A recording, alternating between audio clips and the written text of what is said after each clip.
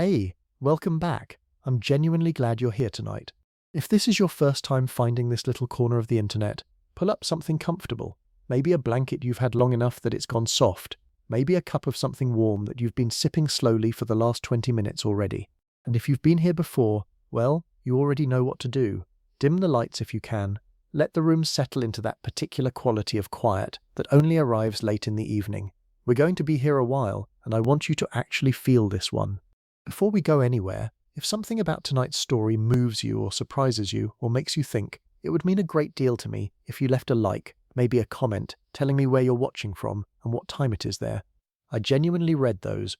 There's something I find quietly wonderful about knowing that someone in a flat in Edinburgh and someone in a house in Melbourne and someone curled up in their car in a parking lot in Ohio are all somehow in the same place at the same time. So please, if the mood strikes, say hello. Now, settle in deeper. Tonight we are going to a world that is both closer and stranger than you might expect.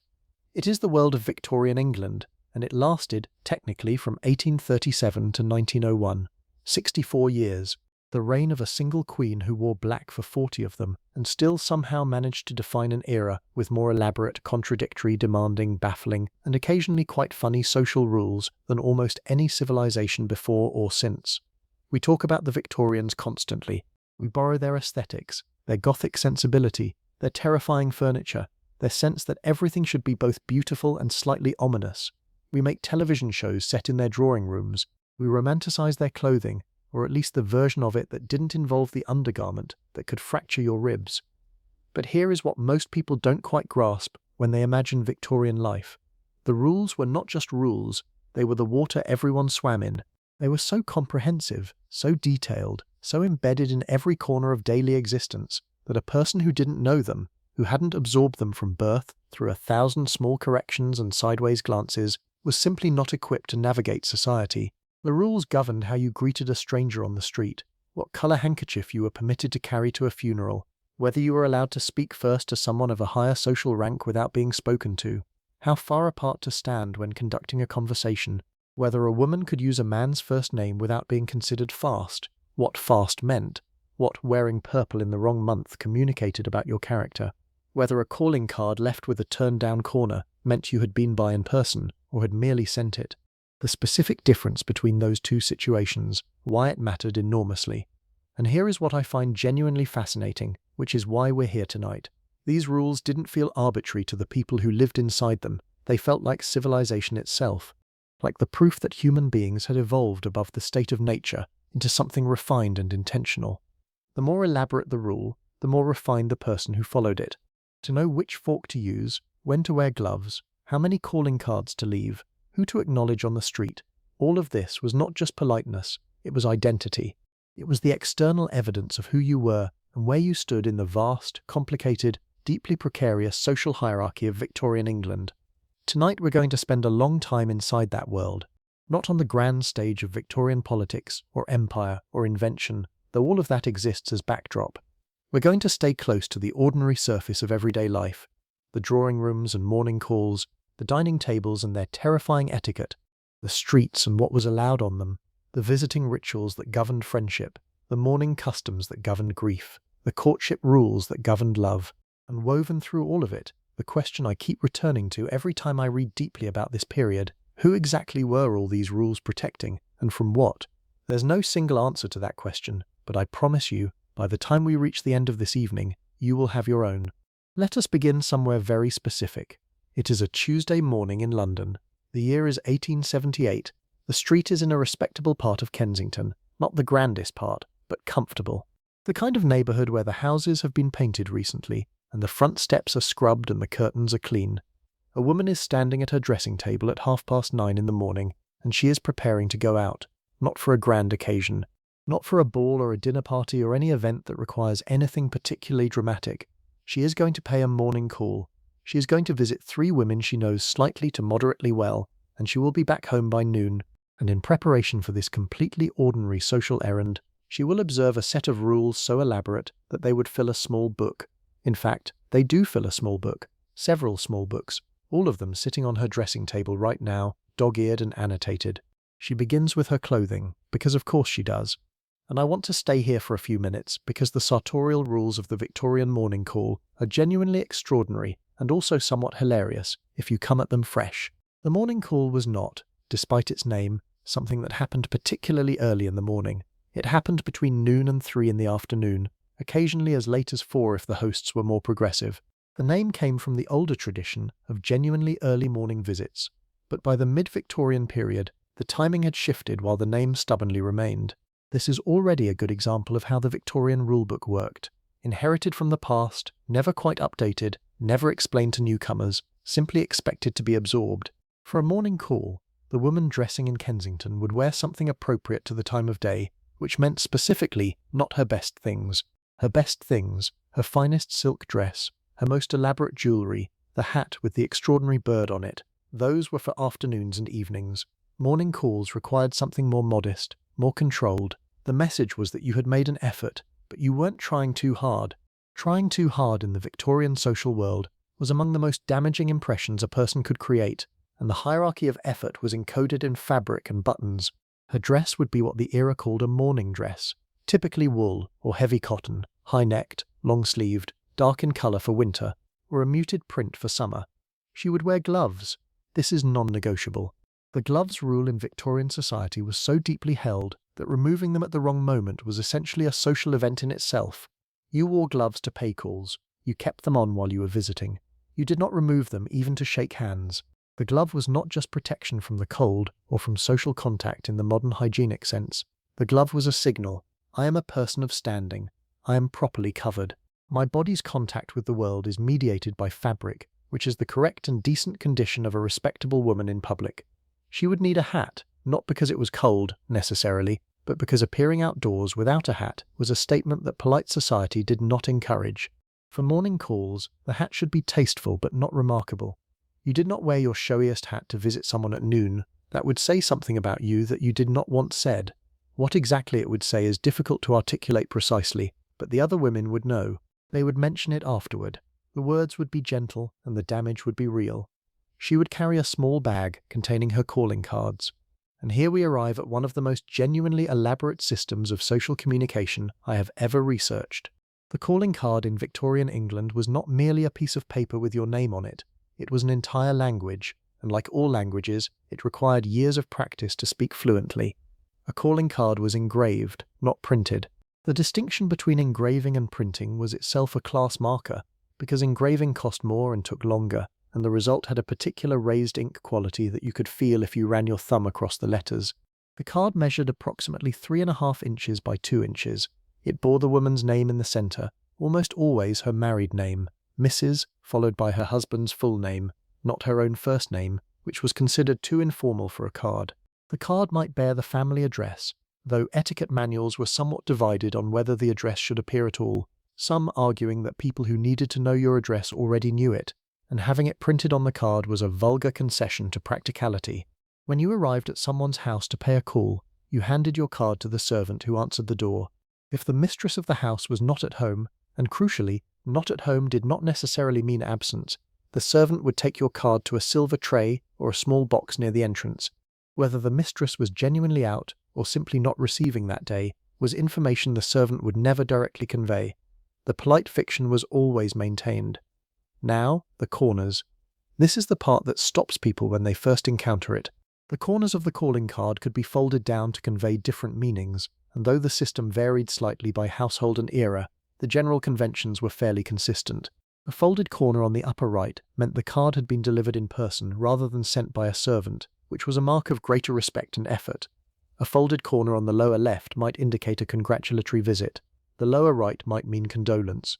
Some cards had the left side folded entirely if the visit was meant to include everyone in the household rather than just the principal lady. I want to pause here and just let that register. The corner of a paper card, folded or unfolded, in a specific location, communicated a nuanced social message that the recipient was expected to decode correctly, and woe to the recipient who got it wrong, who accepted a condolence visit as a congratulatory one, or who failed to return a card promptly enough after receiving one. The obligations were precise, and the time frame was exact, a returned card within a week of receiving one. Longer than that implied deliberate social snubbing, which was its own category of statement with its own range of interpretations. She is dressed now. She has her gloves and her hat and her bag with her cards. She is going out, and the morning call system is about to unfold with all its strange precision. But before she leaves, there is one more thing she must carry, so small it barely seems worth mentioning: a handkerchief, white, clean, folded precisely. Not because she expects to cry or sneeze, but because the handkerchief was another item in the grammar of Victorian accessories, and producing it at the wrong time, or using it too openly, or displaying it without cause, could communicate something unintended. She will keep it in her left hand throughout the visits, partly for use if needed, partly because it was simply correct. The small weight of it was familiar, like carrying a second nature. I want to talk for a moment about what the morning call itself was actually like, once she arrived and was admitted, and sat down in the drawing room of the woman she was visiting, because the morning call was not a conversation in any sense that we would recognize. It was a performance with very specific stage directions, and the duration had an almost legal precision. The correct length of a morning call was 15 minutes. Not 10 minutes, which was too brief and implied you had somewhere better to be. Not 30 minutes, which was too long and implied you were overstaying. Or worse, that you had nothing more important to do with your day. 15 minutes was correct. Some experienced callers managed it to nearly the minute, rising from their chair at just the right moment with a smoothness that conveyed both warmth and efficiency. During those 15 minutes, the conversation must avoid certain topics absolutely.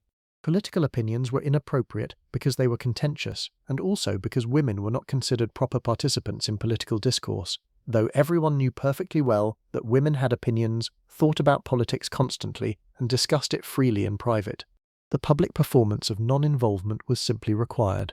Personal finances were never mentioned. Illness could be touched on only briefly and with optimism. Romantic matters, unless they involved a general announcement of engagement, were not appropriate. Religion was permissible only in the blandest possible terms.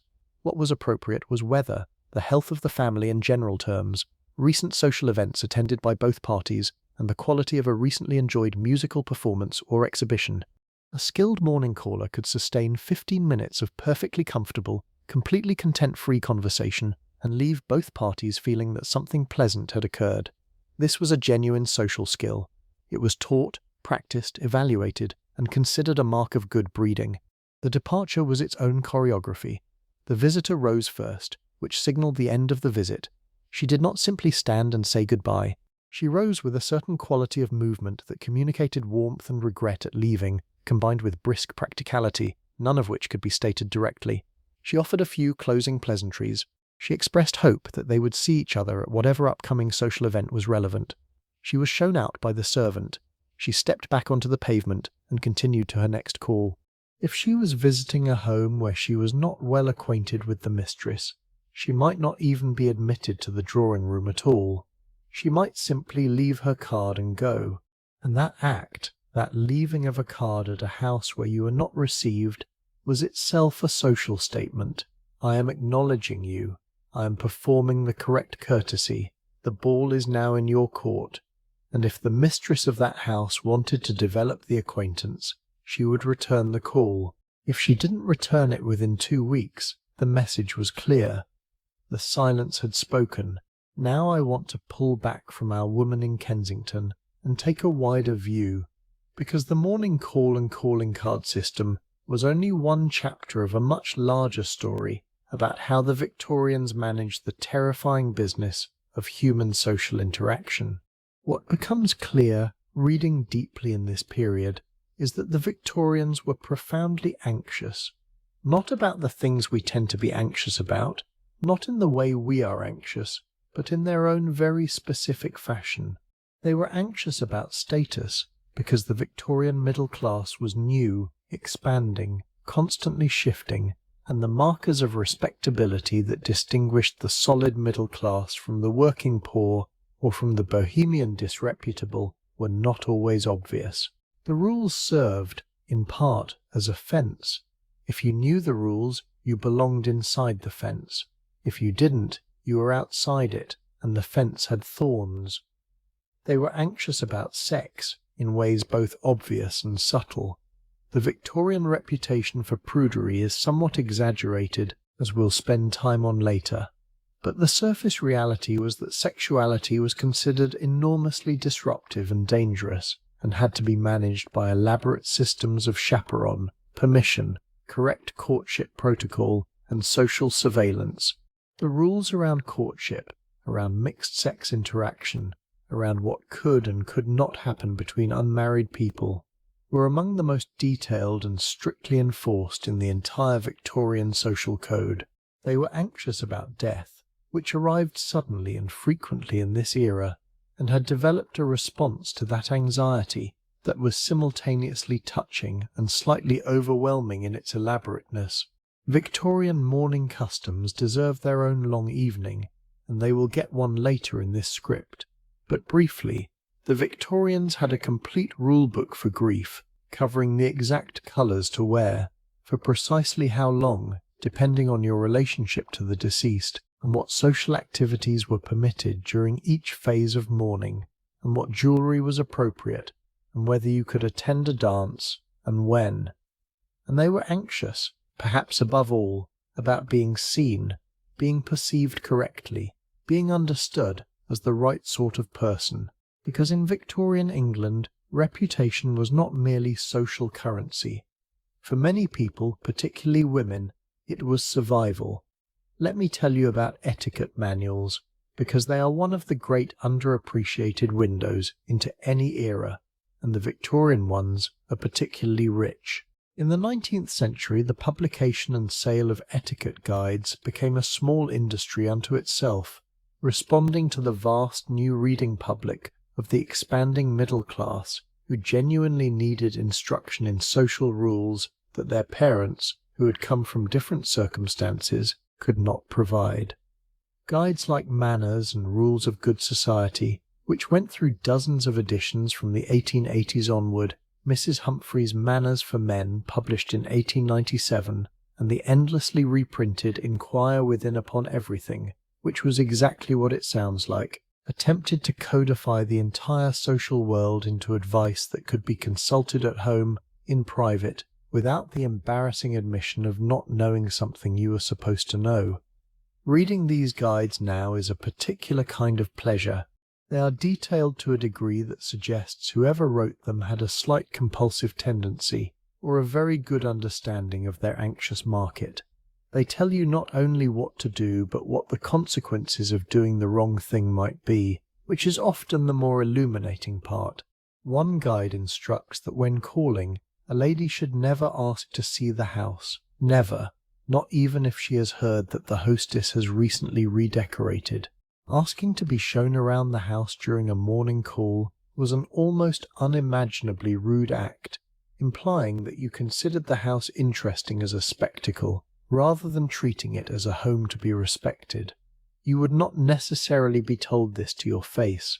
You would simply notice, over the next several months, that the hostess's returned calls became slightly less warm, her invitations slightly less frequent, until eventually the connection had faded without any conversation having happened about why. Another guide goes into extraordinary detail about the correct deportment in a drawing room, meaning how to sit, how to stand, how to move, where to place your hands, whether it was acceptable to lean back in your chair, or whether upright posture was required at all times. Upright was required, what to do with your parasol, if you had carried one in, and the specific angle at which the head should be inclined during conversation to convey polite interest without either appearing to strain forward, which was eager and somewhat embarrassing, or leaning backward, which was bored and offensive. The parasol, by the way, deserves a brief paragraph because it was genuinely a piece of social equipment rather than merely a sunshade. How you held it said something. Carrying it open inside a house was rude. Carrying it point down, tapping the ground as you walked, was considered masculine and therefore inappropriate for a woman. Twirling it was frivolous. Resting it across your knees while seated required a specific careful technique. Placing it against the back of your chair was the correct resting position in most drawing rooms, but only if you had set it closed first, and the closing should be done with a certain quiet efficiency rather than the sharp snap that would draw attention. A parasol drawing attention to its owner was not the parasol's job. I want to move now to one of the most extraordinary corners of Victorian social life, the rules around speaking to and about strangers on the street, because they reveal something important about how public space worked in this world, and about a social tension that was never quite resolved in the 64 years of the era. In Victorian England, you could not simply speak to a person you didn't know on the street, not without cause, not without introduction, not without the specific conditions that made such contact appropriate. This applied most strictly to women and to the question of who could approach them, but it applied more broadly across society as a system for managing the constant anxiety of a society that was newly urban, newly crowded, and full of strangers from varying backgrounds who might or might not be the right sort of person. The introduction system was the mechanism. To know someone in the social sense, to be able to speak to them freely, exchange visits, invite them to your home, you needed to be properly introduced. This required a third party who knew you both and was willing to perform the connection. Once introduced, you were known to each other, and the normal rules of acquaintanceship applied. Without introduction, you were strangers, and treating a stranger as if they were an acquaintance was presumptuous at best and threatening at worst. On the street, this played out in a specific dance. If you recognized someone you knew slightly, and they recognized you, you might nod, or they might nod, and whether you stopped to speak depended on your relative social standing and the depth of the acquaintance. The person of higher social rank had the right to initiate or decline acknowledgement first.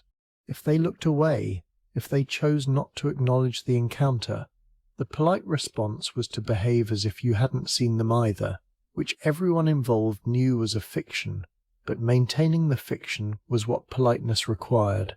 Now this sounds straightforward until you start to consider the implications. What happened when you saw someone you had met once at a party 2 months ago and weren't quite sure if you were well enough acquainted to greet? What if you were in a different neighborhood from where you'd been introduced, and you weren't sure the acquaintance applied across geographical contexts? What if you recognized a woman you knew by sight but had never been formally introduced to?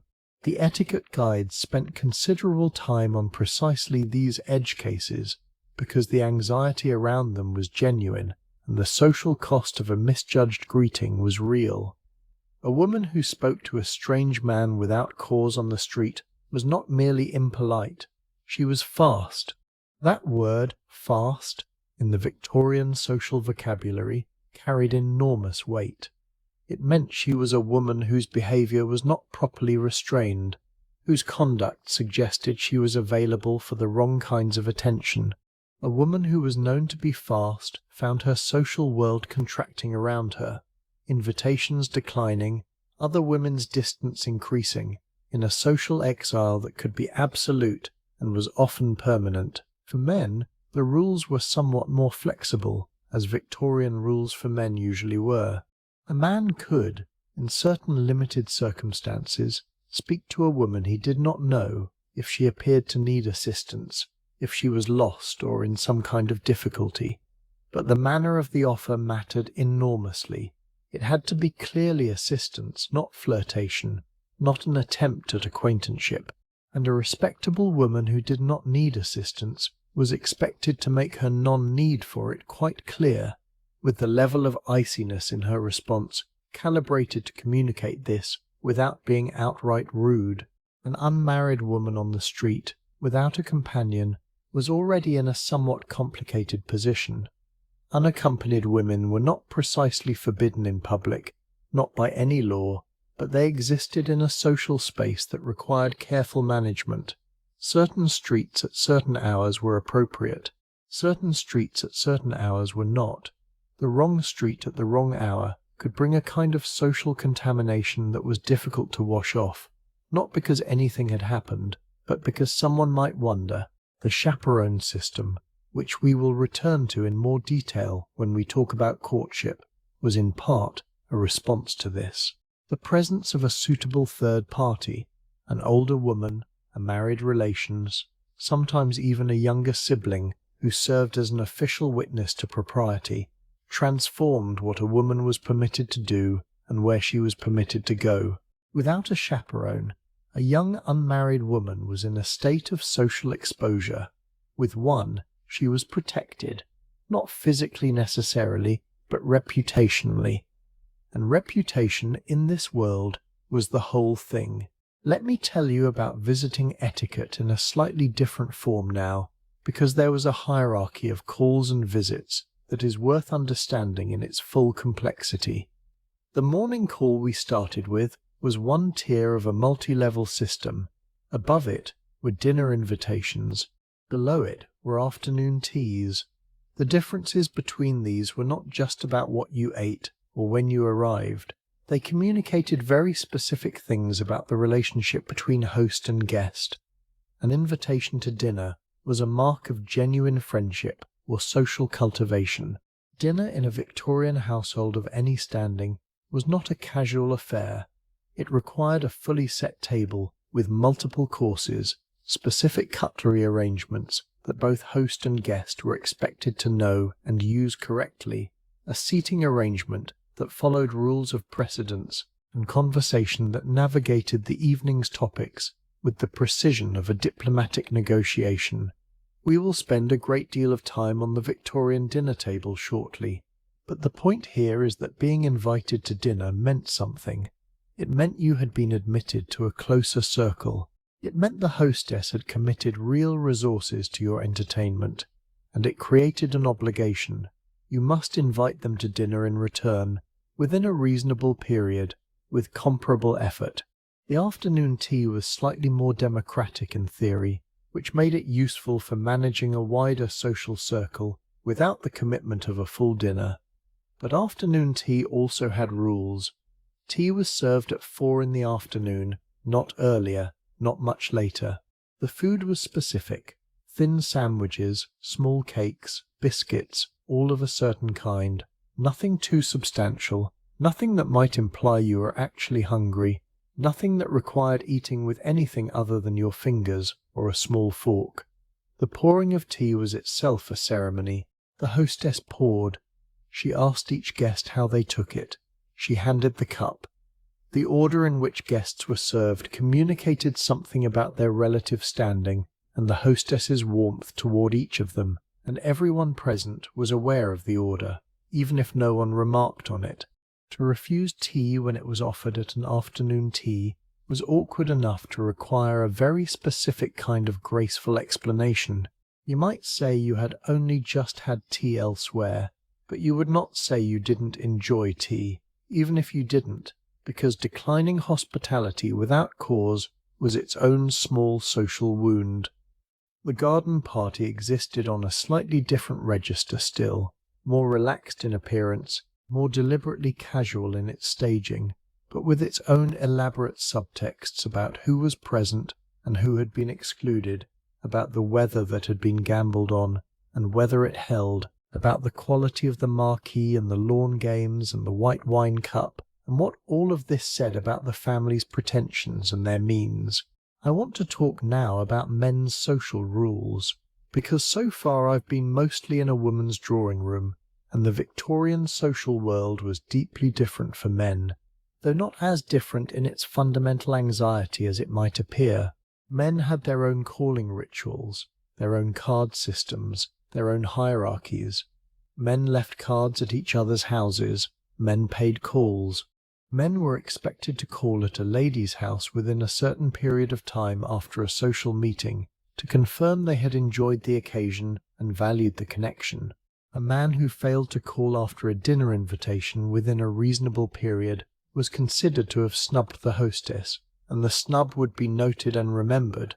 But men had spaces that women did not, primarily the club.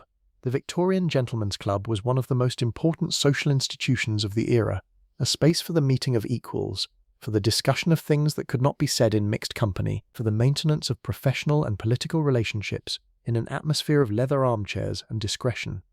The club had its own elaborate rules. Conversation in the morning room was not the same as conversation in the card room.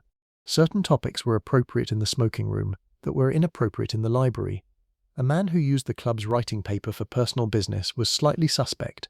A man who brought a guest who behaved badly was responsible for that behavior and would be quietly told so. The street rules for men were somewhat more forgiving in theory, but contained their own traps. A man who acknowledged a woman he knew in public was expected to lift his hat, a gesture that required a specific economy of motion, not too elaborate, not too quick, and the acknowledgement had to match the depth of the actual acquaintanceship. Over-greeting a woman of his acquaintance, particularly an unmarried woman, in public could raise exactly the kind of speculation that both parties might prefer to avoid. The social world watched everything, and the interpretation of what it saw was not always generous. There was an elaborate vocabulary of male greeting that distinguished between a bow, a nod, a hat touch, and a hat lift, each carrying different weight and appropriate to different levels of acquaintance and different levels of relative standing. The deep bow was for royalty and had essentially one context. The hat lift accompanied by a step was for social superiors or for ladies. The hat touch without a step was for acquaintances of equal standing. The nod alone was for close friends or social inferiors, depending on context, and getting these wrong in either direction created the same kind of invisible social ledger entry that the women's morning call system produced. A man who bowed to someone above his station as though they were equals was making a presumptuous claim. A man who nodded to someone of equal standing when a hat lift was called for was being dismissive. Neither would say anything. The other party would feel it. The information would travel.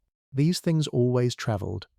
Now I want to stay with men for a little while longer, because there is a set of Victorian rules that I find particularly fascinating in their specificity, and they concern men's clubs and the rules around blackballing. If a man was proposed for membership in a gentleman's club, the existing members voted on his admission. They dropped white balls into a box for acceptance and black balls for rejection. A single black ball, or in some clubs 2 or 3, was enough to keep a man out. You were not told who had blackballed you. You were simply not admitted. The social exclusion was absolute and its source was invisible. The practice was defended, always, as necessary for the preservation of the club's character. Bringing in the wrong man, a man who drank too much, or cheated at cards, or had made his money in the wrong way, or was connected to someone whose conduct had raised questions, could contaminate the whole institution. The club's reputation was the sum of its members' reputations, and that reputation had been built over decades or centuries, and could be damaged quickly if the admissions process were careless. What this meant in practice was that the club served as a mechanism for enforcing an invisible standard of respectability that could not be articulated as a rule, but that every member understood intuitively. The black ball said, "You are not us." The black ball required no explanation and accepted no appeal. I find something genuinely unsettling about this system, and I also find it completely recognizable. The specific technology has changed, but the mechanism, the invisible consensus that determines who belongs and who doesn't, who is the right sort and who is not quite, is not confined to the Victorian era. It is recognizable in every institution that has ever tried to protect its character by managing its membership. The Victorians just did it with small balls and wooden boxes and a certain directness about the process that later eras preferred to make less visible. Let me turn now to the dining table, which is where I think the Victorian social rules become most theatrical and most revealing simultaneously. The Victorian dinner party was a social performance of the first order, and everything about it, from the composition of the guest list, to the arrangement of the table, to the procession into the dining room, to the precise order in which courses arrived to the moment when the ladies withdrew and left the men to their port, was governed by rules so detailed and so seriously maintained that reading through them now feels like encountering the stage directions for an opera in a language you are only beginning to learn. The invitation itself established the register. A formal dinner invitation was written by hand or engraved, not printed, sent at least a week in advance, usually longer for important occasions, and required a written acceptance or regret by return of post. The acceptance was expected to match the formality of the invitation in style and phrasing. You could not accept a formal dinner invitation with a casual note. The formality of your acceptance communicated your understanding that this was a real occasion, and you took it seriously. If you accepted and then found you could not attend, you were in serious trouble. Declining after acceptance was a social injury to the hostess that required a very good reason, clearly communicated, and still might not fully repair the damage. Illness was acceptable. A death in the family was acceptable. Almost nothing else was. Being tired was not. Having received a better invitation in the interim was not. Though this happened constantly, and everyone knew it happened, and it remained completely impermissible to acknowledge. On the evening of the dinner, the guests arrived within a specific window, usually between the invitation time and 15 minutes after, because arriving early was inconsiderate and arriving late was worse. The question of how late was truly too late had its own calculus involving the size of the party, the relationship between the latecomer and the host, and whether the latecomer had sent a message in advance. Dinner waited for nobody. This was a principle so important that it had become something close to an actual principle. A hostess who held dinner for a late guest was doing the late guest a disservice in the long run, teaching them that their tardiness was acceptable, which it was not. Now, the procession into dinner. This is the moment I always want to linger on when reading about Victorian dinner parties, because it was so explicitly hierarchical, so deliberately ordered, that it makes the whole social structure visible in a way that nothing else quite manages. The guests would be assembled in the drawing room before dinner, making the kind of conversation that drawing rooms required, and when dinner was announced, the host would offer his arm to the highest-ranking woman present and lead the procession into the dining room. Every other couple would follow in order of rank. The rankings were precise and mostly agreed upon: nobility first, then titles in order of their hierarchy, then members of parliament, then professional men in a specific order, military above, clergy above, medicine in many formulations, though the exact order generated debate, then gentlemen of private income, then, somewhere at the rear, the less clearly ranked members of the party who had to feel their way into whatever position seemed least presumptuous. A hostess who mismanaged this procession, who placed couples in the wrong order, who put someone above their station, or failed to give sufficient precedence to a titled guest, had committed a genuine social error. The guests who had been displaced would feel it. The guests who had been elevated might feel slightly embarrassed by the promotion. No one would say anything at the table. The observation would be made quietly to someone else on the way home. At the table itself, the seating arrangement followed its own rules. The highest-ranking woman sat to the right of the host, the second highest to his left. The highest-ranking man sat to the right of the hostess. This was not a suggestion, this was the arrangement, and deviations from it required explanation. The question of how to speak at a Victorian dinner table is one I find endlessly interesting. The practice of turning was the mechanism by which conversation at a formal dinner was managed, and once you understand it, you understand why Victorian dinner party conversation often felt so stylized and so careful. The rule, observed throughout the mid-Victorian period with particular strictness, was that you spoke to the person on your right during the first course, and then when the hostess turned to speak to the person on her other side, everyone at the table followed suit, turning to speak to the person on their left. Back and forth across the evening, course by course, you and your neighbours on either side took turns receiving your attention. A person who failed to turn when the signal came, who continued a conversation past the moment when it should have been abandoned, was holding up the social machinery. A person who turned prematurely was cutting their current conversation partner off. The topics permissible at a formal dinner table were an expanded version of the morning call's restrictions. Politics was slightly more permissible here among people who actually knew each other, but still required care. You were looking for interest and mild debate, not genuine controversy. Religion was largely off the table in the literal sense. Business was for men among men after the ladies withdrew, not for mixed company. Personal finances were as forbidden here as anywhere. Current gossip, that great Victorian preoccupation, was managed very carefully. Only certain things could be said in certain company, and the skill of choosing the right piece of shared interest, without venturing into the genuinely sensitive, required a kind of social intelligence that we might now call reading the room. The withdrawal of ladies after dinner is one of those Victorian customs that has been discussed so often that it has become slightly decontextualized from what it actually meant. The official explanation was that the ladies retired to the drawing room for tea, while the gentlemen remained at the table for port, nuts, and the kind of frank male conversation that mixed company did not permit, and this is true as far as it goes. But what it also meant was that there was a category of conversation that women were officially excluded from, and that the dinner table served as a venue for male political, professional, and business discussion that was not considered women's proper domain.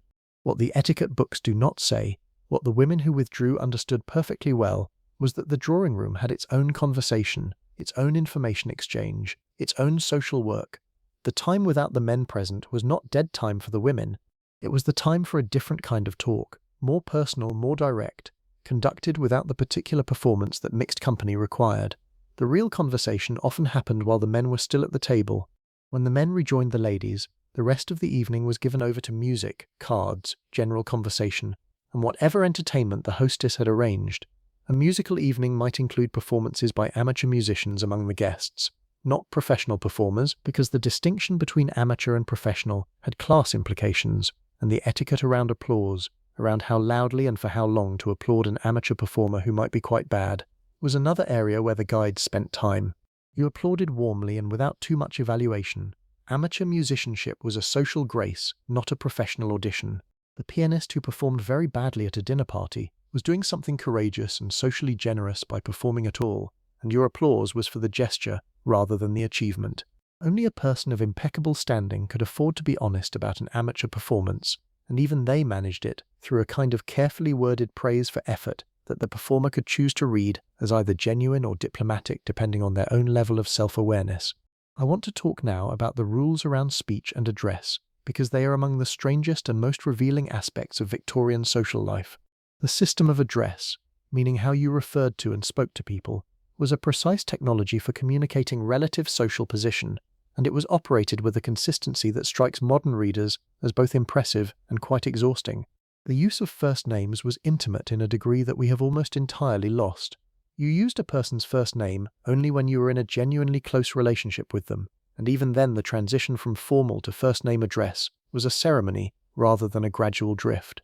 Between men who had become close friends, the shift might happen after years of acquaintance, marked by a specific moment of mutual agreement. Between women, it could happen slightly faster in the context of a genuine friendship. Between men and women who were not married to each other and not closely related, it was essentially prohibited in public and very carefully managed in private. This meant that the landscape of address was enormously varied and nuanced. A man might call a colleague Rogers without title, which was the usual form among professional peers. He might call a social superior Sir, a title that communicated both respect and distance. He would call his very closest friends by first names, and the existence of that first name relationship was itself a piece of social information. A woman would be Mrs. Whatever in almost all public contexts. Even close women friends often use surname address in the formal register of letters and notes, while using first names in private speech, and the two registers could exist simultaneously without contradiction. The use of sir and ma'am, and their various gradations, had their own complex rules depending on whether you were addressing a servant or being addressed by one, whether you were acknowledging social superiors or people of your own station, and what the context of the address required. A servant called their employer sir or ma'am always, without exception. The employer might respond with the servant's surname, never their first name in formal contexts. Though first names were used among domestic servants among themselves, and sometimes by children addressing servants they had grown up with, the vocabulary of address was itself stratified. Calling someone by their title incorrectly, addressing a duke as Lord something instead of Your Grace, for instance, was the kind of mistake that could mark you instantly as not knowing the rules, which was among the worst things to be marked as. Certain mistakes were forgiven to foreigners. Nothing was forgiven to someone who should have known better. I want to spend time now on the question of money, because the Victorian rules around money and how it was discussed and displayed are particularly interesting. The wealthy in Victorian England were not supposed to discuss money, not their own, not other people's, not in any explicit way that acknowledged it as a primary concern. The open acknowledgement of financial motive was considered crass, which is a word that functions in this context as a class marker, not just rude but low class, the behaviour of people who had not been raised properly. This prohibition existed alongside a society in which money was an overwhelming preoccupation, in which the question of whether someone was financially sound was of enormous practical importance, and in which the entire social system depended on people being able to make accurate assessments of each other's means. The solution was a kind of parallel communication, talking about money without talking about money. The quality of a man's horses, the address of his house, the number of servants he maintained, the club he belonged to, the school he had attended, the cut of his coat, all of these communicated financial information in an acceptable social idiom. A man who wore a badly cut coat was not merely unfashionable, he was financially suspect. A woman whose calling cards were printed rather than engraved had revealed something about her household's budget. A dinner served without a proper number of courses communicated the same thing. The social world was a continuous exercise in reading these signals and making assessments from them, while maintaining the polite fiction that no such assessment was taking place. The new money problem is worth its own paragraph. The Victorian era created enormous wealth through industry and trade, and this created a constant flow of newly rich families who had the money but not the social fluency. A family that had made its fortune in manufacturing in the 1840s might find itself, by the 1870s, with grown children of marriageable age who had been given every advantage of education and dress and address, but who still carried, in their parents' accents and their cousins' occupations and the very recency of their money, the marks of their origins. The etiquette industry was largely built on their anxiety. The guides were bought by people who were not quite sure of the rules and needed to learn them without admitting they didn't know them. The private tutoring in deportment and social grace was for families who could afford to smooth the rough edges. The strategically correct marriage was for the family that wanted to trade money for the social position that money alone could not entirely purchase. There is something almost poignant about this, reading it at this remove. All that energy spent on calibrating behavior to match aspirations, all those dinners and morning calls and hat lifts, the entire enormous machinery of Victorian social performance, in service of the fundamental human anxiety of, am I enough? Do I belong? Can they tell? The Victorians just had a very specific and very elaborate way of asking those questions. Now let me take you somewhere more intimate, somewhere the social rules were not about performance for society, but about something older and more private, though still governed by a set of expectations that I think you will find extraordinary. Let's talk about courtship. Victorian courtship is one of those topics that gets discussed often, but, I think, not quite accurately. The popular image is all restraint and distance and glances across drawing rooms, which is not entirely wrong but misses the actual texture of how it worked and what the rules were trying to manage. Understanding Victorian courtship requires understanding first what was at stake. For a woman in Victorian England, particularly in the middle and upper classes, marriage was not one option among many. It was essentially the only viable long-term social status available to her. An unmarried woman past a certain age became, over time, a figure of some social ambiguity. She remained in her family's household as a dependent, or she might move among relatives in a peripheral role, or she might, if she had independent means, maintain an establishment of her own in a state that was dignified but definitionally incomplete by Victorian social standards. The word spinster carried the weight of having missed something central, something essential, something that society had decided was the proper shape of a woman's life. This made the marriage market, and it was called that, a market with a vocabulary of supply and demand and value, the scene of very high-stakes social navigation. The young woman and her family had, in practical terms, perhaps 5 to 10 years between her first season and the point at which she was considered to have missed her window. The window was not entirely closed after that, but the eligible pool shrank and the social calculation shifted. Every season, every ball, every dinner party, every morning call was an opportunity and a potential error. For this reason, the rules around courtship were among the most strictly enforced in the entire Victorian social code. They existed to protect the woman from the consequence of being considered damaged goods if any hint of impropriety attached itself to her, and to protect the man from obligations he had not officially undertaken, and to give both families time to conduct whatever investigations of each other's financial and social standing seemed necessary before the irreversible decision was made. The first stage was seeing. Young people at balls and parties and other social gatherings saw each other, were seen, formed impressions. This was permitted and even encouraged, and the ball in particular was designed as a venue for this kind of structured encounter. But seeing was all that happened in public without more formal permission. A man might request an introduction to a young woman. He might be granted it or not, depending on the judgment of whoever was performing the introduction. With an introduction, he was permitted to ask her to dance. The dance was the primary legitimate context for physical proximity between unmarried people who did not know each other well. On the dance floor, you were close in a way that was nowhere else socially permitted. You held hands, you moved together, you had a sustained period of private conversation while technically in public. The waltz, which had been controversial when it arrived in England in the early 19th century, precisely because of its required physical closeness, had by the Victorian period been accepted into respectability, but it retained a charge that the more sedate country dances did not quite have. A man who danced with a woman more than twice at a single ball was communicating something. 2 dances was the boundary. More than 2 dances strongly implied serious interest and was read by the room as a kind of declaration. If he had no such intention, dancing more than twice was a cruelty, raising expectations he would not fulfill. If he did have intention, dancing twice and no more was the correct initial expression of it, interested but not precipitate. The dance card, a small printed or engraved card, with the evening's dances listed, which a woman kept and on which men wrote their names to claim specific dances, was both a practical scheduling device and a legible document of social information. A dance card that was fully claimed meant you were popular. A dance card with gaps meant you had stood waiting.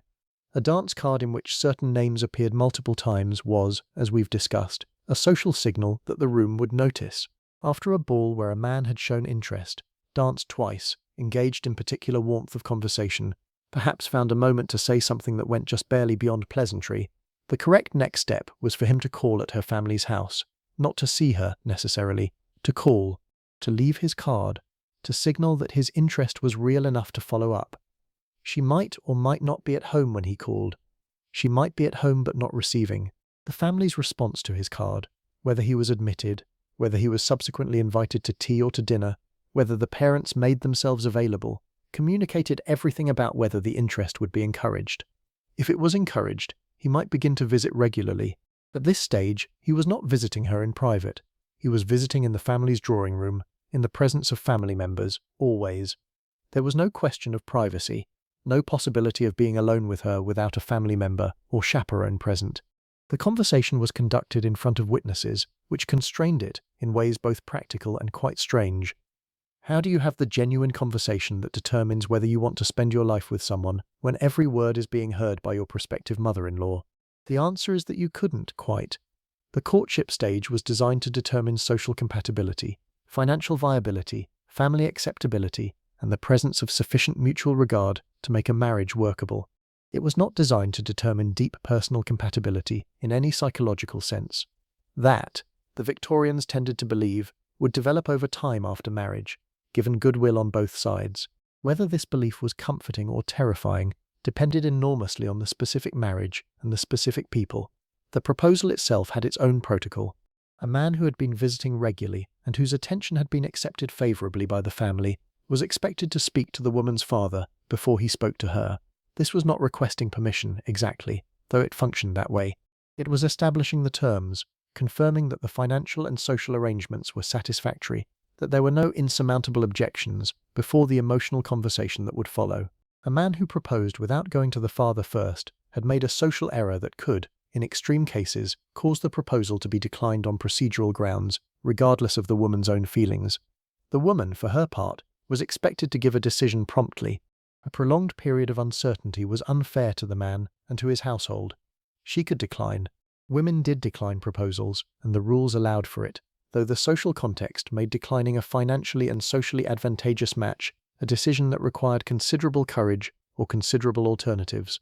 She could accept conditionally, pending her father's approval, though in practice his prior conversation with her suitor meant this was usually already resolved. Or she could accept absolutely, at which point the engagement was announced and a new set of rules came into force. Engagements in the Victorian period were serious contractual arrangements in a quasi-legal sense. Breaking an engagement was not merely a personal heartbreak. It was a social injury to the party who had not broken it, and in certain circumstances, a breach of promise suit could follow, in which the jilted party sued for damages in court. These suits occasionally went to trial, and when they did, they were reported in the newspapers and followed by the public with enormous interest because they were, essentially, dramas about reputation, promises, and the social value of a woman's marital prospects. A woman who had been engaged and then jilted was damaged in the marriage market in ways that were genuine and measurable, and the courts were willing to put a monetary value on that damage, which tells you something about how the Victorians thought about these things. During the engagement, the rules relaxed somewhat. The betrothed couple was permitted a degree of private conversation that would have been inappropriate before the engagement. They could walk together unaccompanied in a garden. They could write each other letters that went beyond the carefully neutral tone of pre-engagement correspondence. He could call her by her first name, that intimate first-name use that was otherwise so restricted. She was now, in a practical sense, already transitioning to being his. The social rules had moved a fence. What they could not do was behave as though they were already married. Physical intimacy beyond the hand-holding of a dance or the taking of an arm was strictly not permitted, and the social penalties for a woman who was known to have been intimate with a man before marriage were complete and not recovered from. The distinction between pre-marriage and post-marriage behavior was absolute, and it was the woman who bore the cost of any crossing of that line, regardless of the circumstances. The double standard was not invisible to Victorians. It was visible, and it was defended on the grounds that women were the guardians of morality, and therefore their moral failures were more consequential. This defense was not universally accepted, even in the Victorian period, but it was hegemonic. I want to stay with women for a while, because the rules I find most interesting are the ones that governed women specifically, and they are numerous and detailed and reveal an enormous amount about the society that created them. The most extreme form of the Victorian women's social code was found in the mourning customs, and I want to spend real time here because I think they are one of the most genuinely extraordinary things in the Victorian world, and also one of the most humanly complex. They are not merely eccentric rules, they are the expression of a culture that had a very specific and very serious relationship with death and grief, and they contain real tenderness alongside all the absurdity. Victorian England was a society in which death was frequent, proximate, and impossible to aestheticize away. The mortality rates from infectious disease were still enormous by modern standards. Cholera epidemics moved through cities, typhoid was endemic. Tuberculosis, called consumption, killed young people in particular, with a regularity that left barely a family untouched. Children died, and the death of children was common enough to be a statistical expectation and still a grief that reshaped every person it touched. In this context, the Victorian development of an elaborate mourning culture was not mere eccentricity or fashion. It was a social response to the constant presence of death, an attempt to give grief a form, to contain it within prescribed behaviors that acknowledged its seriousness and gave bereaved people a visible status that explained their behavior and required others to treat them accordingly. There is something genuinely sensible at the core of it. Grief is isolating and private, and the mourning customs made it social and visible, which did something real for bereaved people by announcing to the world that they were not simply themselves at the moment. But the elaborateness was remarkable. The first and most visible element was the clothing.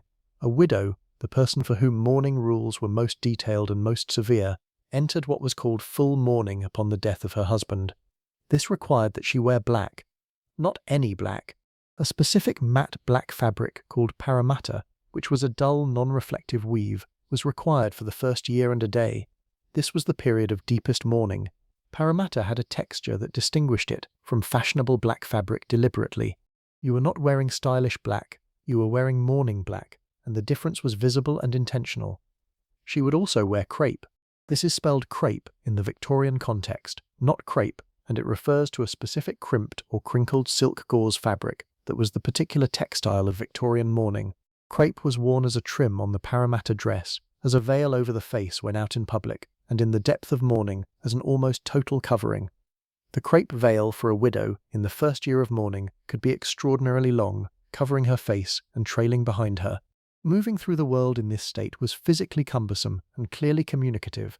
Crepe was expensive, difficult to maintain, and had a specific smell, slightly acrid and chemical, that people in the Victorian period associated immediately with death and mourning. The smell itself carried information. You could know someone was a widow before you saw them clearly. After the first year and a day, a widow could begin to modify her mourning. The second year was the half-mourning period, during which she could introduce grey, mauve and violet into her wardrobe. These were not cheerful colours, they were transition colours, halfway between the full black of deep grief and the full colour of ordinary life. The move from pure black to mauve was itself a social statement, visible to everyone who encountered her, that she had passed through the deepest phase and was beginning, very slowly, to return to the world. After 2 years in total, full mourning was technically over, and the widow could wear normal colours, though in practice many widows continued to wear dark colours for the rest of their lives, as a personal choice and as a continuing expression of identity as a widow. Queen Victoria's 40 years in black after the death of Prince Albert was an extreme expression of this, but it was an expression that her subjects understood as within the logic of the mourning system, if perhaps beyond its usual scope. The mourning rules extended beyond clothing. During the deepest mourning period, a widow was expected to withdraw from social life almost entirely. She did not attend parties, balls, concerts, or public entertainments. She paid and received only condolence calls, which were calls of a very specific type, with their own rules around what was said and how long they lasted and what tone was expected. She did not go to church, typically, for the first few weeks. She withdrew from the social world in a way that made her grief public, while also making it private. She was communicating that she could not yet participate, that the normal social world was not yet accessible to her. And here is the thing that I find genuinely interesting about this. A widow in the Victorian period did not have to explain her grief. She didn't have to justify why she was still sad 6 months later, or apologize for being unavailable, or perform recovery she hadn't made. The mourning system externalized and validated her grief by giving it a visible form. The black dress was saying, "I am in grief. This is grief. Give me this space." And Victorian society was obligated to respect that communication. We have lost that. Modern grief has no dress, no veil, no visible sign. You are expected to function, to return to work, to resume your ordinary face to the world in what often feels like far too little time. The private nature of modern grief means that the person who is suffering has to manage not only their grief, but also the work of communicating it to others, and the social awkwardness of not performing normal when normal is not what you feel. The Victorians, for all the genuine oppressiveness of their mourning rules, at least had a social technology for saying, "This is real. I am not exaggerating. Respect this." The rules for other degrees of relationship were equally detailed. The mourning for a parent lasted 12 months. For a sibling, 6 months. For a grandparent, 6 months, though some guides specified variations. For an aunt or uncle, 3 months. For a cousin, 6 weeks. Even distant cousins had a prescribed period. Etiquette guides differed on the exact duration, which was itself a subject of social anxiety for people uncertain of exactly what their relationship to the deceased required of them. There were children's mourning clothes, tiny versions of the adult black dress, a detail that strikes most modern readers as either touching or slightly distressing, depending on your perspective. There were mourning gloves, mourning jewellery, and the mourning jewellery is its own extraordinary subject. The practice of keeping a lock of hair from the deceased and incorporating it into a brooch or a ring or a pendant was widespread and genuine. These objects were not morbid curious, but genuine tokens of love, physical remainders of a person who was no longer present. Museums that hold Victorian mourning jewellery collections report that visitors often find them unexpectedly moving, which makes sense once you understand what they were for. There was also jet, the black gemstone mined primarily in Whitby on the Yorkshire coast, which was the appropriate jewellery for mourning when jewellery was permitted at all. Jet experienced a boom in the Victorian period, precisely because the mourning rules specified it. The Whitby jet industry employed hundreds of craftsmen who made necklaces, bracelets, earrings, and brooches, all black, all appropriate, all communicating in the visual language that mourning required. There was also vulcanite, a cheaper rubber substitute for jet, and various other black materials that served the same symbolic purpose at lower cost.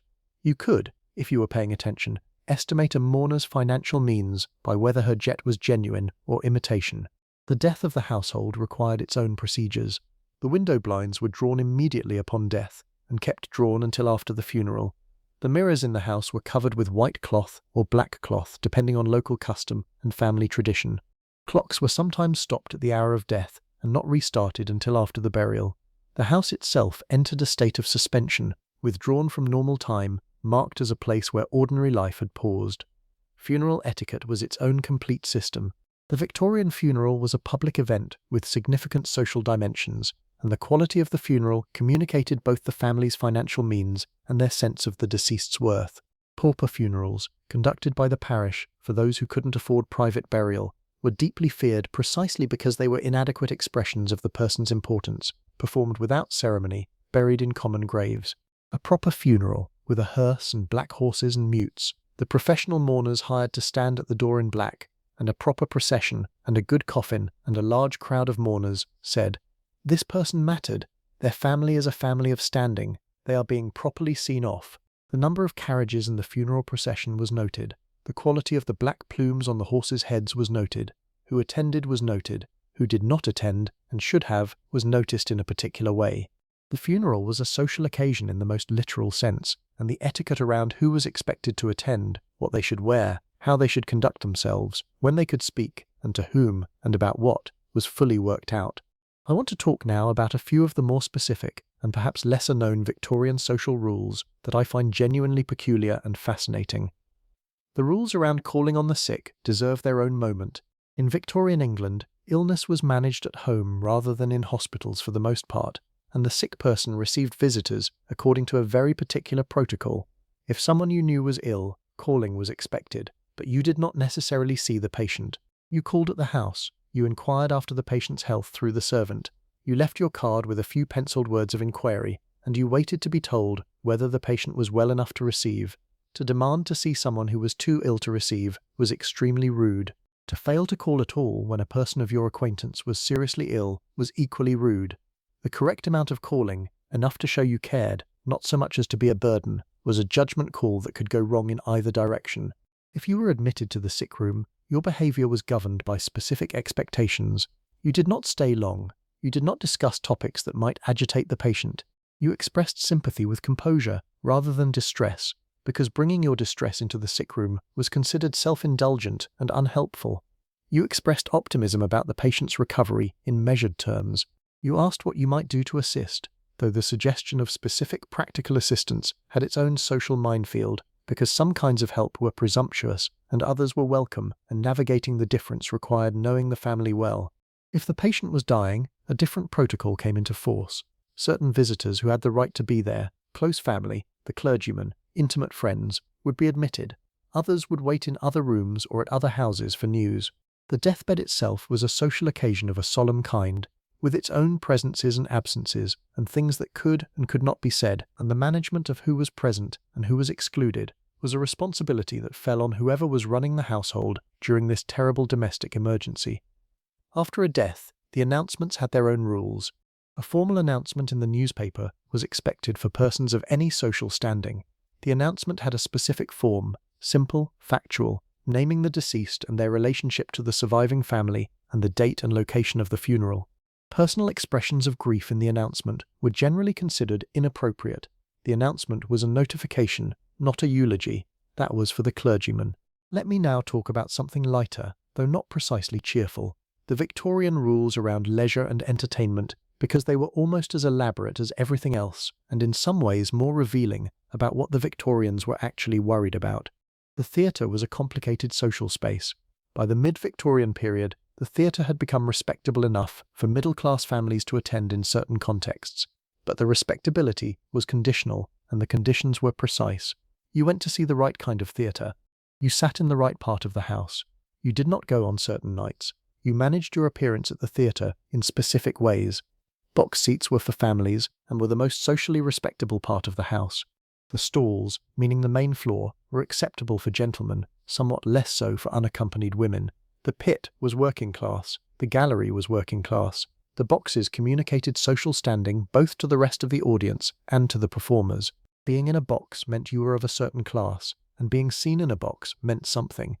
What you did during the performance was governed by its own set of expectations. Arriving after the curtain had risen was rude to the performers and to other audience members, but arriving conspicuously before the house was full was also slightly wrong, as it suggested you had arrived too early, which was eager, which was not quite right. The ideal was to arrive during the natural assembling period, when neither early nor late, and to be seen doing so. The social performance of theatre-going had its own choreography alongside the performance on stage. During the interval, the act of visiting other boxes was itself a social activity. You moved through the theatre during the interval, called on people in their boxes, were called on, managed the elaborate social exchange of who you knew and who you greeted and how. An interval spent only in your own box, without either receiving or paying visits, was either a mark of supreme social confidence or of having no one to visit, and only those who knew you well could tell which. The opera was slightly different, considered more elevated than the theatre in social terms, and the rules at the opera were accordingly somewhat more elaborate in their expectation. Dressing for the opera was one of the few contexts in which evening dress was genuinely required even in the midweek, not just technically expected, but actually enforced in the sense that arriving without appropriate dress would cause a scene that you would not want to cause. Concerts and musical evenings at private houses had their own rules, as we touched on with the question of applauding amateur performers. Public concerts, of which London had many by the latter Victorian period, were more relaxed socially, but still required the management of how you listened, how much you responded to the music visibly, how you discussed it with companions during the breaks. Excessive visible emotion at a public concert was embarrassing, not because emotion was forbidden, but because displaying it in public, in an uncontrolled way, was always suspect. The Victorians were not people who had no feelings. They were people who believed that feelings should be expressed through the appropriate channels and in the appropriate registers. I want to talk about letter writing now, because it was one of the primary forms of Victorian social life, and the rules around it were as extensive as those around any other form of interaction. The Victorian postal system, improved dramatically by the introduction of the penny post in 1840, made letters fast, cheap, and enormously important as social currency. A letter that had once taken days to arrive across town could now be expected the same morning if sent early enough. This acceleration transformed the social use of letters. They became tools for rapid social management, for accepting invitations, confirming arrangements, sending thanks, maintaining relationships across the distances that urban Victorian life created. Every stage of letter writing was governed. The choice of paper communicated information. Mourning paper was black-bordered, with the width of the border indicating the depth of mourning and the freshness of the loss. Heavily bordered paper meant the death was recent. A narrow border meant time had passed. A very narrow border meant the mourning period was nearly over. All of this was visible information that the recipient could read before a word of the letter itself. The opening address of a letter reflected the depth of the relationship. Dear Sir was for formal correspondence with strangers or people of higher standing. My dear Sir was slightly warmer. Dear Mr., followed by surname, was standard for acquaintances. Dear, followed by surname alone, was for closer acquaintance. My dear, followed by first name, was for intimates. The gradations were specific, and the misjudgment of which to use was, as always, a signal of either overstepping or coldness. The closing was equally graduated. Yours faithfully was for formal correspondence, yours sincerely for warmer acquaintance, yours truly for personal correspondence, yours ever and yours always for close friendship, affectionately yours for family. Each of these closings was chosen deliberately and read by recipients with the attention they deserved. The etiquette of when to write rather than call, when a note was sufficient and when a letter was required, when a letter was insufficient and a personal call was necessary, was itself a topic on which the guides spent considerable time. Apologies were better made in person than in writing, because writing allowed the apologizer to avoid the discomfort of face-to-face accountability. Condolences could be written when a personal call would be impossible, but were better offered in person. Congratulations could be written or could be given in person. The written form was acceptable, but somewhat cooler than the personal visit. Replies to letters were expected promptly. Leaving a letter unanswered for more than a few days was rude. Leaving a letter unanswered that required a decision, an acceptance or regret of an invitation, a response to a proposal of some kind, was an active social injury. The etiquette guides are quite stern about this. The prompt reply was a mark of good breeding, and the person who kept others waiting for answers they needed was inconsiderate of other people's planning and social management. Let me turn now to something I've been circling around, which is the question of servants. The Victorian social rules I've been describing applied to the middle and upper classes, the people who paid morning calls and attended balls and worried about the corners of their calling cards. But the domestic world that made all of this possible was run by servants, and the relationship between Victorian employers and servants was itself governed by a set of rules and expectations that is genuinely fascinating and reveals a great deal about how the Victorians understood class and human dignity. In a middle-class Victorian household, the number and kind of servants you kept was, like everything else, a social statement. A family with no servants at all was in difficulties too serious to discuss publicly. A family with one general servant, the maid of all work, who did everything from cooking to cleaning to answering the door, was at the very bottom of the servant-employing class. A family with a cook and a housemaid was solidly lower middle.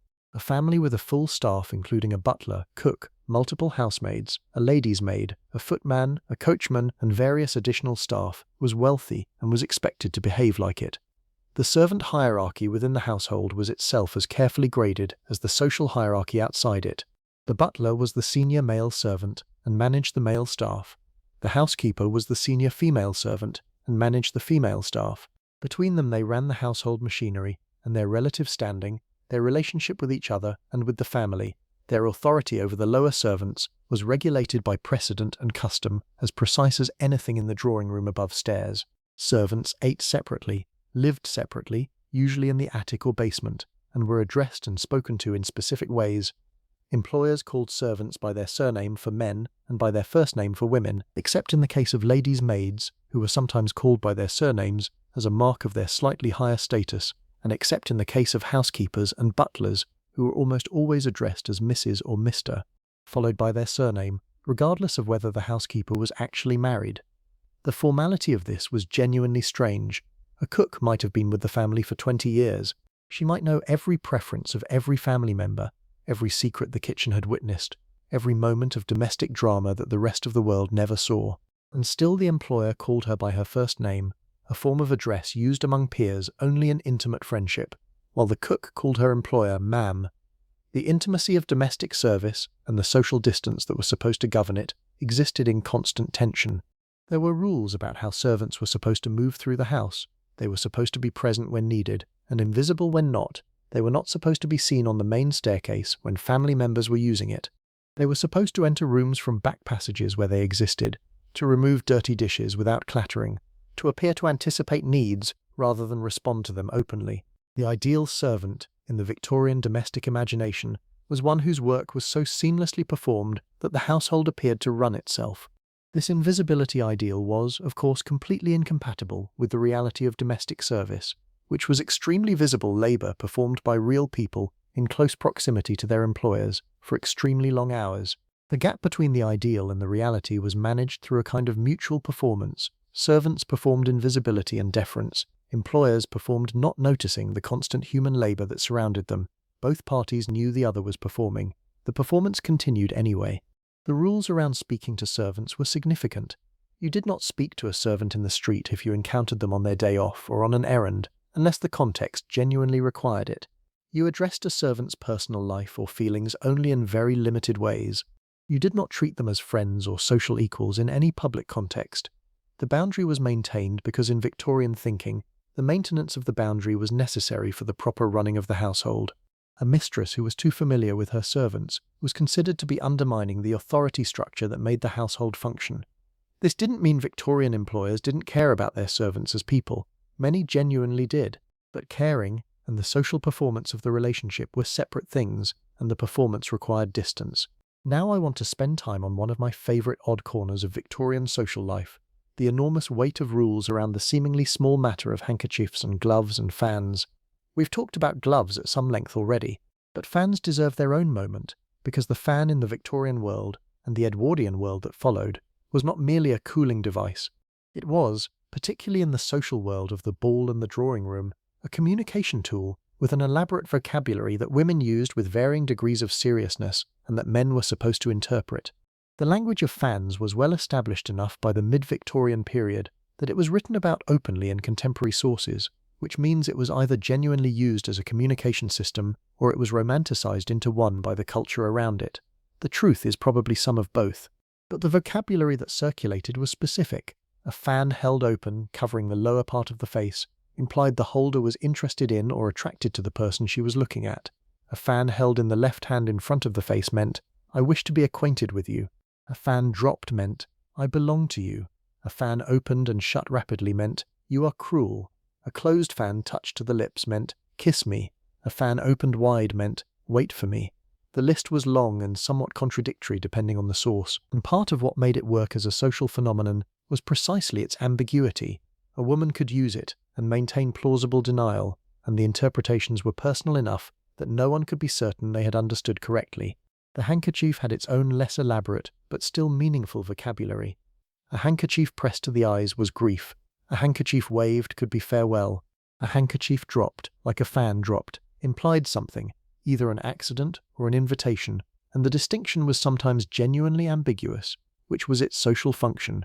The dropped handkerchief allowed a man to approach a woman who had dropped it to return it, and the return created a brief legitimate social interaction that might not otherwise have been possible in circumstances where an introduction had not occurred. Whether women deliberately dropped handkerchiefs for this purpose is a question the historical record cannot definitively answer, though contemporary sources strongly implied they did, and the etiquette guides specifically warned against the practice as unseemly and not the behavior of a well-bred young woman, which is the kind of specific prohibition that suggests the behavior was common enough to require addressing. The etiquette around parasols we have visited briefly. The etiquette around walking sticks for men had its own grammar. A cane swung too vigorously in public was aggressive and suggested someone who was trying to occupy too much space. A cane used as an actual walking aid communicated age or injury. A cane carried under the arm was affected. A cane held lightly and swung with the natural rhythm of walking was the correct mode, communicating ease and confidence without swagger. The correct cane itself depended on context. A Malacca cane was correct for walking in the morning. a more elaborate carved handle appropriate for afternoon calls, an ebony-topped cane for evenings. I find it genuinely funny, in a gentle way, that the walking stick required this level of management. But I also understand why. In a world where every visible element of your presentation communicated social information, every element required thought, and the cane was a visible element of male presentation that was out in public and therefore subject to evaluation. The same logic that governed the gloves and the hat and the card and the corner of the card governed the cane. The vocabulary was just different. Let me talk now about the Victorian rules around religion, because they were among the most pervasive and least talked about in modern discussions of the period. Victorian England was a deeply religious society in its public expression, and the Sunday observances in particular shaped the social week in ways that were felt everywhere. Sunday in a respectable Victorian household was a day of church-going, rest, restricted activity, and the performance of piety that was expected of anyone who wanted to be considered a person of good character. This wasn't merely personal faith, it was a social requirement. Not attending church was noticed, not sending your children to Sunday school was noticed. Working on Sunday, if you were in a position where this was a choice, communicated something about your values. The visible practice of religion was part of the grammar of Victorian respectability. What you could and could not do on Sunday was a matter of genuine social anxiety. Card games were inappropriate on Sunday. Dancing was inappropriate. Certain books were inappropriate. The kind of conversation that was perfectly acceptable on a Monday was different from what was expected on a Sunday. Even dress was adjusted. Your Sunday best was worn not merely because church was an occasion, but because the day itself required a particular gravity of presentation, the rules around which denomination you practiced, which was its own social text in Victorian England. The Church of England, the established church, was the religion of the gentry and the solid middle classes. Nonconformism, Methodism, Quakerism, Baptist and other denominations was associated with the respectable working class and the commercial middle class, and with a certain earnestness of moral character that was respected but marked as slightly outside the social mainstream. Roman Catholicism, which was growing in England partly through Irish immigration and partly through a genuine intellectual movement within the Church of England, was viewed with considerable suspicion by the Protestant mainstream, suspicion that was encoded in social rules about association and marriage, and that receded only very slowly through the Victorian period. A Catholic household in Protestant England occupied a specific social position that was neither outcast nor fully accepted, and navigating this position required its own careful management of social presentation. The rules around which church was the right church to attend, how often attendance was required, what the appropriate attitude toward your clergyman was, whether you invited him to dinner, and how that dinner should differ from an ordinary dinner. He should not be treated as a social equal in most middle-class households, but neither should he be treated as a servant, and the in-between position required a specific, careful management. All of this was worked out in the guides and in social practice. I want to turn now to the question of what happened when the rules were broken, because this is where the social machinery becomes most visible. The consequence for rule violation in Victorian society was not usually a dramatic confrontation. The mechanism was quieter and in some ways more terrible. It was the slow withdrawal of social recognition. The cut was the extreme form. To cut someone was to refuse to acknowledge them when encountered socially, to look through them as if they were not present, which in the social world amounted to declaring that they did not exist. A cut could be performed by a social superior without much risk. If you were sufficiently elevated, you could cut someone, and the injury was entirely on their side. But a cut between social equals was a declaration of war, and a cut directed at a social superior was an act of extraordinary social aggression that could end its initiator. There were degrees below the cut. The cold bow, acknowledging an acquaintance with a bow so minimal and so brief that it communicated precisely nothing beyond the bare minimum of recognitions, communicated that the relationship was on the thinnest possible ice. The failure to respond to a returned call, the disappearance from invitation lists, the slight but perceptible cooling of a hostess's manner, these were all weapons in the Victorian social arsenal, and they were used with great skill and without anything approaching the openness of an actual confrontation. This is where the Victorian social world feels most alien to modern sensibilities. We tend, as a culture, toward at least the performance of directness. If you have a problem with someone, the expectation now is that you say so, or at least that the conflict has a form, a text message that goes unanswered, a conversation that doesn't happen, something that can be pointed to. Victorian social warfare was conducted entirely through positive actions withheld rather than negative actions performed. The absence of the morning call, the absence of the returned invitation, the card that was not left, the introduction that was not made, the cut that expressed something that nothing else could say out loud. A person navigating Victorian social life had to be continuously attentive to these absences. Were you invited to everything you had been invited to last season? Were you being included in a slightly different set of parties than before? Was Mrs. So-and-so's manner at the last dinner different from how it had been at the one before? These were not paranoid questions. They were the necessary social monitoring of a person whose standing depended on maintaining a web of relationships that could shift without warning and without explanation. Let me spend some time now on the rules around money and trade, because they are at the heart of the Victorian class system, and because the way they played out in social practice reveals an enormous amount about what the era was actually struggling with. The great Victorian social fact was that the Industrial Revolution had created a new kind of wealth and a new class of wealthy people, and the existing social structure, which had been built on land and title, and the slow inheritance of standing over generations, had to somehow accommodate or resist this new money. The negotiation between old money and new money, between the landed gentry and the commercial classes, between the aristocracy and the industrial manufacturer who was now paying more tax than most peers, was one of the central social dynamics of the period. Trade was the compromising word. A family in trade, meaning a family that made its money through retail, through the ownership of a shop, occupied a specific and somewhat ambiguous social position. A family that had made its money in manufacturing, in industry, in the great enterprises that were reshaping the landscape and the economy, occupied a slightly different and slightly more complex position. A family in the professions, law, medicine, the church, the military, was better. A family on independent income from inherited land was better still. And a titled family, whatever the state of its finances, had a floor of social respectability that no amount of financial difficulty could entirely remove. The Victorian solution to the awkwardness of new money was education and time. You sent your sons to the right schools, where they learnt the social fluency that old money families took for granted. You purchased a country house and made yourself landowners, which was the foundational mark of the English gentleman. You married well, attaching your family to an older lineage, and you waited, because 3 generations was approximately the time needed to wash out the origins and produce children who simply were the thing rather than performing it. The parents in this project might always feel slightly uncertain. The grandchildren would not. The etiquette guides were explicit about some of these class distinctions in ways that are striking to read now. One guide from the 1880s notes, in a tone of complete matter-of-factness, that the wives of professional men, solicitors, surgeons, clergymen, were naturally in a different social position from the wives of merchants, which in turn was different from the wives of tradespeople. The categories were presented as natural facts of the social world rather than constructed hierarchies, because to the people who lived inside them, they did in a sense feel natural, in the way that any sufficiently internalized system of classification does. What is interesting is how often these hierarchies were in practice overridden by the currency of personal charm, wit, and social skill. Victorian social life has a wonderful tradition of people who by birth had no particular claim to social elevation, and who by force of personality made themselves extremely welcome everywhere. The brilliant conversationalist, the woman of genuine wit, the man whose company was genuinely sought, these people could transcend their origins in ways that money alone could not manage. But even they had to know the rules first. You had to know what you were overcoming. Let me talk for a while about the Victorian rules around food and drink, because they are both extremely specific and quite revealing about the period's anxieties.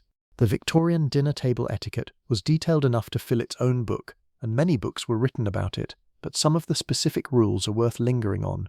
The order of courses at a formal Victorian dinner followed a specific pattern that had solidified by the mid-century into something approaching a standard. There would be soup, then fish, then a remove, a substantial dish replacing the soup, then entrees, then the main joint of meat, then salad, then sweets, then savoury, then dessert. Each course had its specific accompanying wines, and the progression of wines through the dinner followed rules of their own. The use of specific utensils was, as we discussed at the opening, absolutely fixed. A fish knife and fork were for fish, a meat knife and fork were for meat, a dessert spoon and fork were for dessert. Using the wrong utensil was not merely a technical error, it was a visible announcement of not having been taught correctly, which announced something about your family, your upbringing, your right to be at this table. The guides were quite explicit about this. Correct cutlery use was one of the primary visible markers of class, and it was visible precisely because it was observed in the moment of use rather than in private. Eating too quickly was vulgar. Eating too slowly was a burden on the patience of the household and the hosts. Finishing everything on your plate could be interpreted as suggesting the portions were insufficient, which was an insult to the hostess. Leaving everything on your plate was wasteful and suggested you didn't appreciate what you'd been given.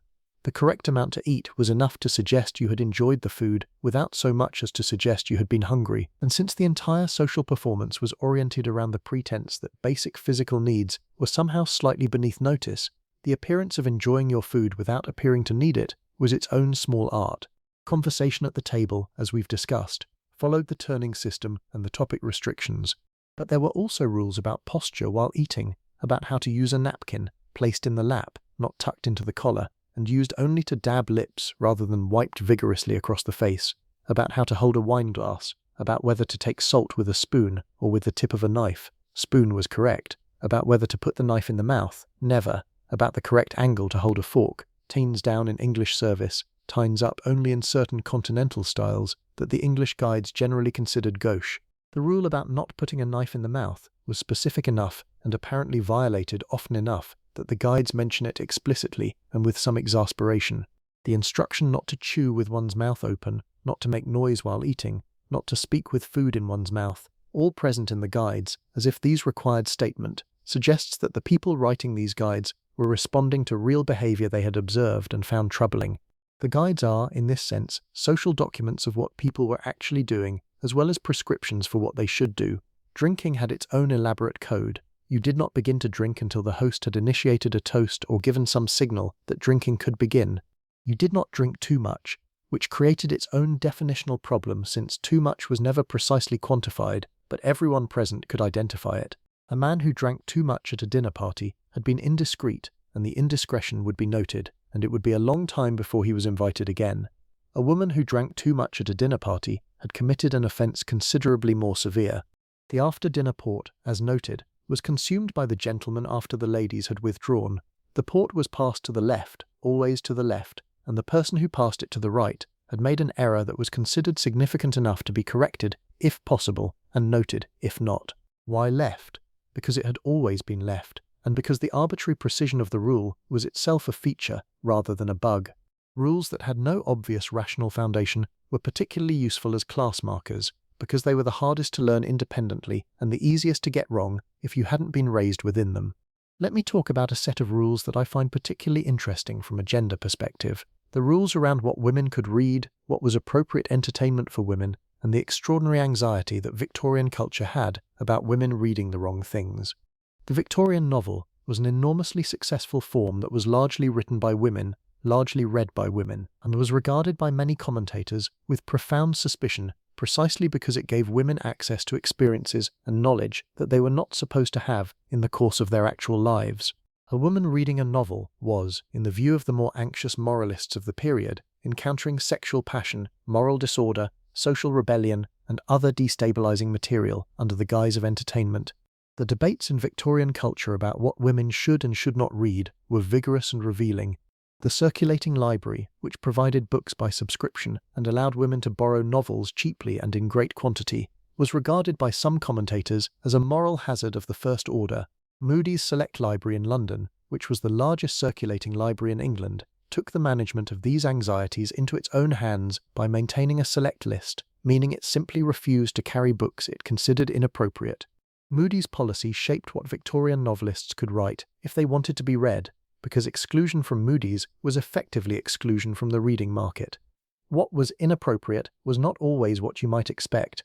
Books that were too frank about physical passion were clearly out, but books that were seen as subversive of the social order, that suggested women might have ambitions beyond domesticity, that criticized the social rules themselves, were also suspect.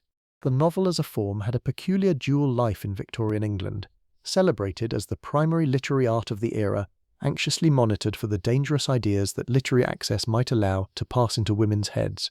The rules around reading in the drawing room had their own etiquette. You did not read when you had company, unless you were in a clearly private domestic moment and the visitor was sufficiently intimate that the privacy was shared. Reading in the presence of someone to whom you had not offered conversation was a social rebuff. The book was a wall, and putting the wall up in someone else's presence was a statement. Reading during a morning call was unthinkable. Reading during a dinner party was unthinkable. Reading aloud to the assembled company, which was a common evening activity in the domestic circle, was perfectly appropriate and in fact was considered a particularly companionable domestic practice.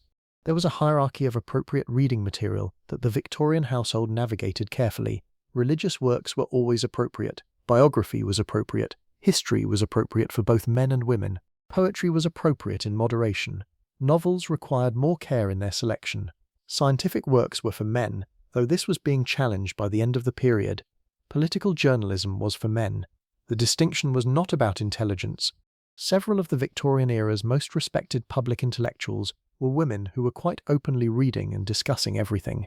The distinction was about the performance of appropriate femininity, which required that a woman not be seen to have interests too far outside the domestic sphere. Now I want to spend time on something that is perhaps the most misunderstood aspect of Victorian social life, which is the question of the body and physical presentation in public. The popular conception of Victorian prudery, the idea that no ankle could be shown, that chair legs had to be covered with fabric to avoid improper thoughts, that the word leg could not be spoken in polite company. Most of this is exaggerated, some of it is almost entirely invented, but the core of it points at something real. Victorian public culture had a very strong and sometimes very strange sense of what the body was permitted to display and what it was not. The hair, for instance, was for adult women almost never worn down in public. Loose, unbound hair was associated with childhood, or with private moments of intimacy, or with madness in extreme literary symbolism. The respectable adult woman wore her hair up, always, in public.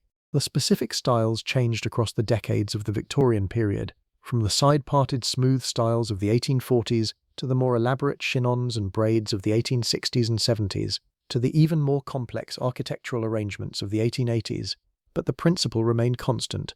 Contained hair meant a contained, governed woman. Loose hair meant something quite different. The ankle question is real, though often exaggerated. The length of women's skirts in the mid-Victorian period was long enough to fully conceal the feet while standing, and the skirts were often trained at the back to trail on the ground. An ankle revealed by accident, by the wind lifting a skirt, by a step that lifted the hem, was considered mildly improper and required a composure of response from both the woman and any observers, not because ankles were inherently erotic, but because the whole visual system of female dress was designed to present a particular geometry of the female form, and interruptions of that geometry were disruptive. Décolletage is another area where the Victorian rules are more complex than the prudery narrative suggests. At balls and formal evening events, significant décolletage was actually required of married women as a mark of formality and occasion. A high-necked dress at a ball communicated that you were either a very young unmarried girl, for whom high necks were appropriate, or that you were ill and couldn't expose yourself to cold, or that you were somehow insufficiently festive. Evening dress was expected to be festive, and festive in this visual vocabulary meant shoulders and chest. The same woman who would never expose an ankle in an afternoon call could attend a ball in a dress cut considerably lower, and this was not a contradiction, it was context-specific. The rules about the body were not absolute but contextual, and the context governed what was appropriate. The horror of the Victorian social code was not prudishness about bodies, exactly. It was the requirement to know, for every single social context, exactly what was appropriate, and to present yourself accordingly. The corset deserves a return visit here, because it shaped the visible body in ways that were codified and required, and that had physical consequences that were real and well documented.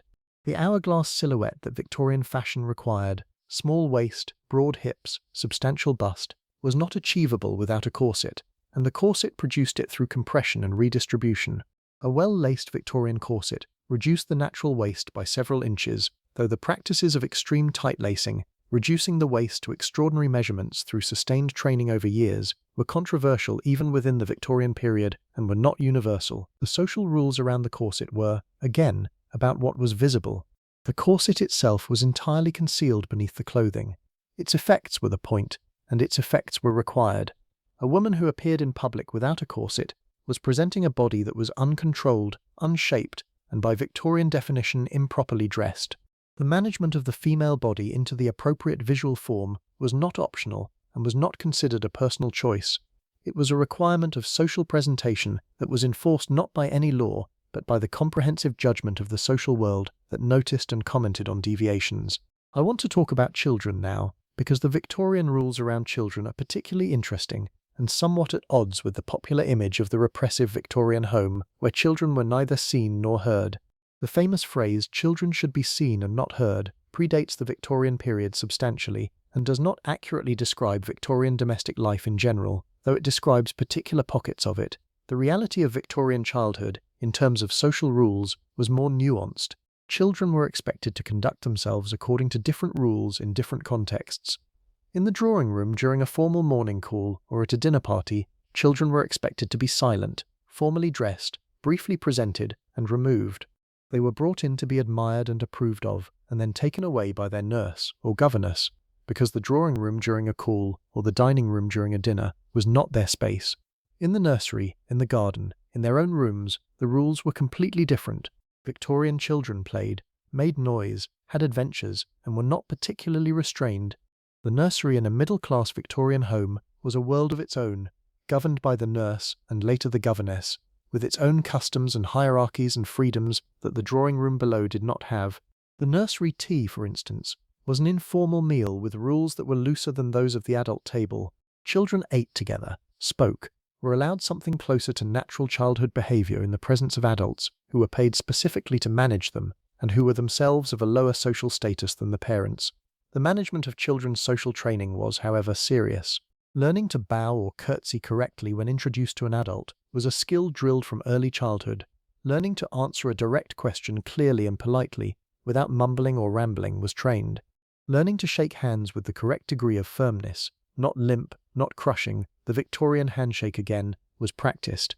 The child who was going to enter society eventually needed to have absorbed the basic grammar of social behavior, and the training began young. The governess deserves a particular note here as one of the most interesting figures in Victorian social life, because she occupied a position of extraordinary social ambiguity. A governess was a woman who was educating children, which meant she needed to be socially and culturally refined enough to pass those refinements on. But she was paid. She was an employee. She was in the house, but not of it in the way that family were, and not outside it in the way that ordinary servants were. The governess ate with the family sometimes, with the upper servants sometimes, and sometimes alone, depending on the household and the governess's particular standing. She was treated with a certain courtesy that other servants did not receive, but she was not treated as a guest or a friend. She occupied a social liminal space that had its own particular loneliness, and that Victorian literature, from Jane Eyre onward, returned to again and again because it represented a kind of domestic social tension that everyone recognized but that the social rules had never quite resolved. The rules around how to treat a governess were a genuine anxiety for households that had them. Too familiar, and you were blurring a class distinction that the household hierarchy required. Too distant, and you were being unkind to a gentlewoman who had done nothing wrong except to need to earn her living.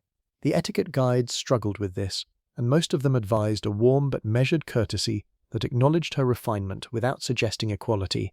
Let me move toward what I think is one of the strangest and most revealing clusters of Victorian rules, those governing public transport and the encounter with strangers in the new urban spaces that the Victorian era created.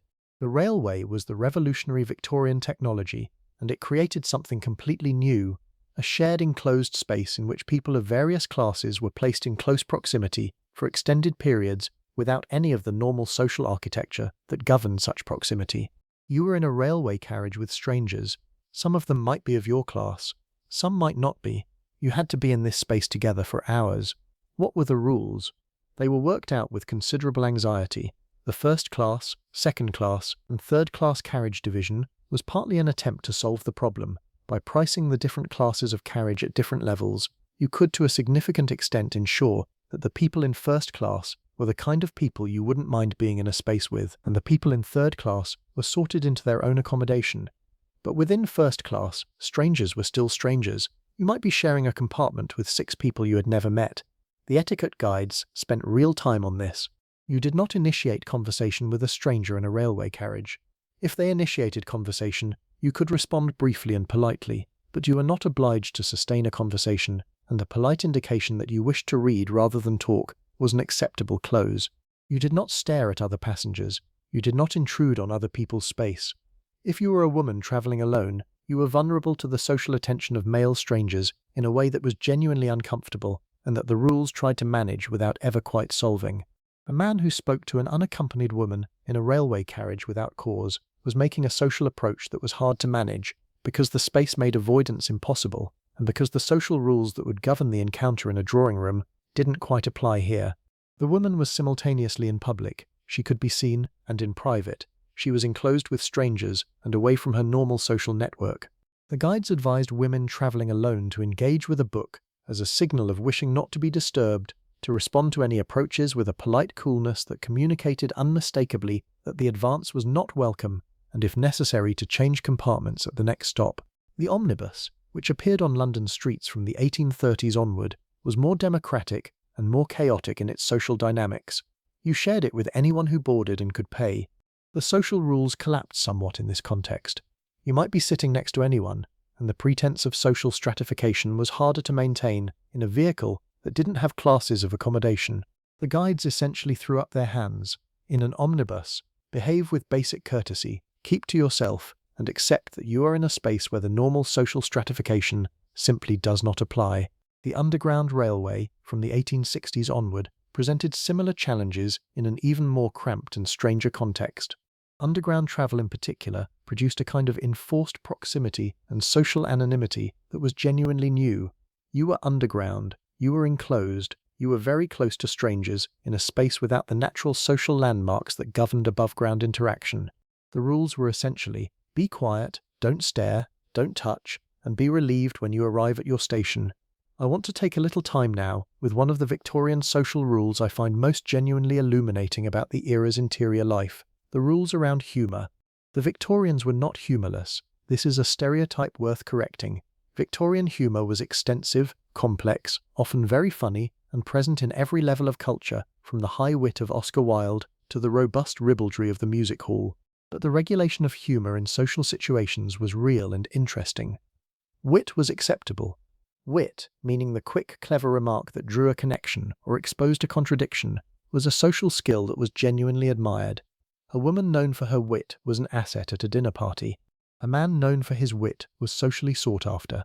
The ability to say the right thing at the right moment, in a way that made everyone slightly brighter, was a mark of education and intelligence. But humour at another's expense was carefully monitored.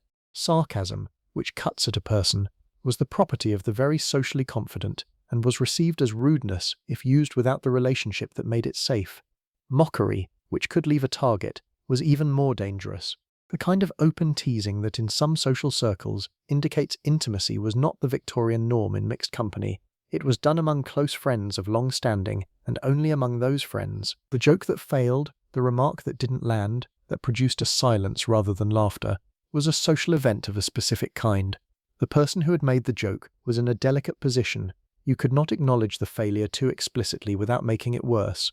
The ideal response to a joke that hadn't worked was to move the conversation onward with a kind of neutral grace that allowed everyone to pretend it hadn't happened. This also was a social skill. A particular Victorian anxiety was about vulgarity and humour, and vulgarity here meant something specific, humour that referenced the body, or that was too knowingly sexual, or that was the kind of thing that was funny in a lower-class context, but not in the drawing room. Music hall humour, which was broad and physical and often quite earthy, was acceptable in its place, the music hall, and completely out of place in a drawing room. A person who brought music hall energy into a morning call was misreading the context in a way that communicated class confusion. The guides were anxious about laughing too loudly, which was another visible body behaviour that could mark you. To laugh loudly, openly, in a way that was heard from the next room, was to lose the composed presentation that Victorian social life required. This didn't mean you didn't laugh. It meant your laughter was expressed with a certain quality of restraint, not suppressed but managed, which is a very Victorian thing to do with an emotion. Let me now turn to the fascinating world of Victorian rules around colour and clothing as social communication, because these went well beyond the mourning customs we've already discussed. The colour black was the most loaded colour in the Victorian palette for obvious reasons, but purple was the colour of mourning for royalty, and wearing purple without the proper social standing was an early Victorian error that had faded by the later period but lingered as a trace association. Mauve and violet were half-mourning colours as we've discussed. White was for brides, for babies, for summer parties. But there were more specific associations than these obvious ones. Certain colours were not appropriate for women above a certain age. Bright pinks, certain bright blues, girlish colours generally, were for young women and were inappropriate worn by matrons. The transition from the bright colours of youth to the darker, quieter colours of maturity was itself a visible social statement about where you were in the life cycle. A woman of 40 wearing the bright pinks of a 20-year-old was making a statement about her self-perception that other women would notice and quietly judge. The guides were quite explicit about this. There was a chapter in many of them about dressing for your age, and the message was that dressing too young was as much an error as dressing too old. A girl of 16 in the heavy dark colours appropriate to a matron was dressed above her station and her age. A woman of 50 in the light colours of youth was pitiful at best, a figure of fun at worst. Patterns had their own social vocabulary. Large, loud patterns were less refined than small, subtle ones. Stripes and checks were more casual than plain fabrics. A bold pattern in a bold colour was for the country, not the city, for informal occasions, not formal ones. The plain silk evening dress communicated a confidence and refinement that did not need decoration. The heavily embroidered and trimmed dress communicated either wealth, if the embroidery was fine, or trying too hard, if it wasn't. Jewellery had specific rules about what could be worn when. Diamonds were for evening, pearls were appropriate at almost any time, coloured gemstones were for afternoon and evening, jet for morning, coral for young women, gold for matrons. The combination of jewellery types and the appropriate contexts for each was a complete vocabulary in itself, and getting it wrong was the kind of error that might not be corrected aloud, but would be noted. There were rules about wearing the same dress twice in the same social circle. Among the very wealthy, wearing the same evening dress to 2 occasions attended by the same people was considered bad form. Among the comfortably middle class, this was a rule they aspired to but couldn't always afford to follow, and the social grace of pretending not to notice when someone wore the same dress was its own small kindness that was sometimes extended and sometimes wasn't. I want to talk now about one of the most extensive and perhaps surprising areas of Victorian social rules, the rules around sports and physical activity for women, because they changed dramatically across the Victorian period, and the changes themselves are revealing. In the early Victorian period, women's physical activity was very limited in the public sphere. Gentle walking was appropriate. Gentle riding was acceptable for those with the means. More vigorous activity was considered unbecoming and potentially damaging to the female constitution in the medical understanding of the time, which genuinely believed that women had limited reserves of vital energy, and that using them on physical exertion depleted them from the reproductive and domestic functions for which they were designed. By the 1880s and 1890s, this had changed substantially. The cycling craze of the 1880s brought women onto bicycles in significant numbers, and the bicycle became one of the great symbolic objects of late Victorian women's liberation. The bicycle allowed women to move independently through the world at a speed and with a freedom that walking and carriage travel had never provided. It allowed them to travel alone, to cover distances, to experience a kind of physical freedom that had been genuinely restricted. The bicycle also required specific clothing, and the clothing debate around women cyclists was itself a microcosm of the larger Victorian arguments about women's bodies and their proper presentation. The bicycle could not be comfortably ridden in the full Victorian skirts of the era, and rational dress reformers had been arguing for years that women's clothing was both physically restrictive and symbolically oppressive. The bicycle gave the practical argument for dress reform a suddenly very large audience. Some women cycled in modified skirts, some wore bloomers, which were loose trousers gathered at the knee, and became notorious for doing so. The sight of a woman in bloomers on a bicycle was a social provocation that attracted both admiration and condemnation, and the rules around acceptable bicycle dress were contested and unresolved in a way that suggested the social rules were simply not keeping up with the rate of change. The women who wore bloomers were mostly also associated with other reforming movements: suffrage, dress reform, physical culture, the New Woman movement that was growing in the 1890s. They were making a statement as well as a practical accommodation to the bicycle, and the social rules that condemned them knew it. The conservative social world saw the bloomers not as practical cycling wear, but as the visible sign of a woman stepping outside the social frame, claiming a freedom of movement and visibility that was not hers to claim. By 1901, when Victoria died and the era technically ended, the social rules had shifted considerably from where they had been in 1837. The bicycle was only one marker of change. Women's education had expanded dramatically. Women's professional opportunities, while still severely limited by modern standards, had grown. The suffrage movement was visible and serious. The social purity movement had challenged some of the double standards around sexual conduct. Working-class women had organized politically in ways that were reshaping the political landscape. The first women had entered universities and, at the very end of the period, some professions. And yet the elaborate social machinery we've been spending this evening with had not been abandoned. It had adapted. The morning call was still happening. The calling card was still being left. The dinner table still had its rules, its turning, its procession by rank. The morning dress was still prescribed. The gloves were still being worn. The rules of Victorian social life had an extraordinary durability, partly because they were so deeply embedded that they felt like civilization itself. And civilization, once built, is very hard to dismantle, even when you can see its flaws. Let me spend some time in the late Victorian period specifically, because the social rules in the 1880s and 1890s were a particularly interesting mixture of the old rigidity and the new resistance. This was the period of what contemporaries called the New Woman, a figure who was real and symbolic simultaneously, educated, opinionated, bicycle riding, novel reading, often refusing to marry or refusing to define herself by marriage, and who was an object of both admiration and considerable anxiety to the social establishment.